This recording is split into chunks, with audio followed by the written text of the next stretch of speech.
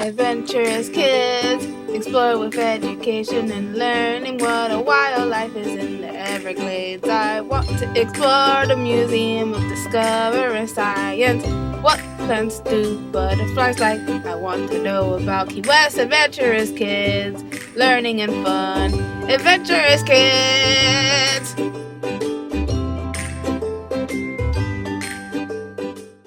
Today I'm going to tell you about carpenter bees. Carpenter bees are among the largest bees in North America, along with bumblebee queens. They can grow to be half an inch long and have a shiny black abdomen with little hair. Carpenter bees get their name from their nesting habits, which involve digging tunnels into hard materials like wood or bamboo. Didn't know that. Female carpenter bees shoot tunnels into wood to build nests, leaving wood shavings outside. The tunnel openings can be 1 to 2 inches deep, but tunnels themselves can be up to 10 feet long. The bees lay their eggs in cells within the nest, and the eggs hatch after about 7 to 10 days. The pupae remain in their cells until they are 20 to 22 days old, and the bees can fly 3 to 4 days after emerging. Newly hatched daughters often live with their mothers in the nest. Unlike bumblebees, carpenter bees are not social in nature, although they do resemble bumblebees. Despite drilling into wood, carpenter bees do not eat wood. However, their behavior does cause destruction to wooden structures. However, the destruction is not as bad as that which termites cause. The biggest problem is if female carpenter bees use the same pieces of wood every year for egg laying. Have you ever seen a carpenter bee in your yard? Many of them have yellow thoraxes. This causes many people to confuse them with bumblebees. However, carpenter bees' abdomens are dark and shiny. That's one way to tell them apart from their fuzzy cousins. Carpenter bees are less likely to sting than wasps or bees, who are social and live in communal colonies.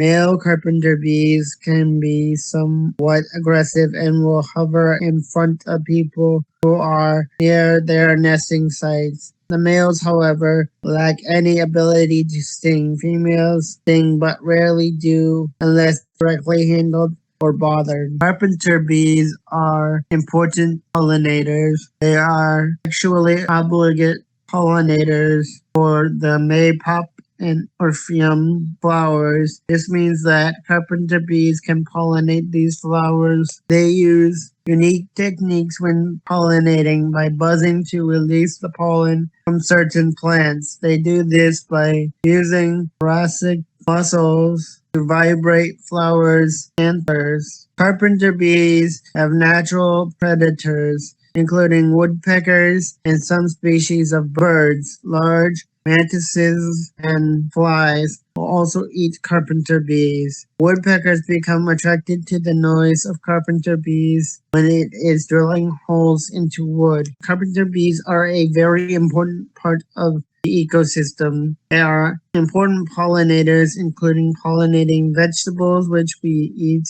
There are over 500 species of these bees around the world, and they are found on every continent except for Antarctica. Carpenter bees are bothering you in your backyard. The best thing to do is to offer them an alternative nesting spot without harming them. Thanks for watching this episode of Adventurous Kids. That's a carpenter bee on a whiskey. Yeehaw! What did you learn today? Adventurous Kids! Adventurous Kids! What was the most interesting fact? Adventurous Kids! Adventurous Kids!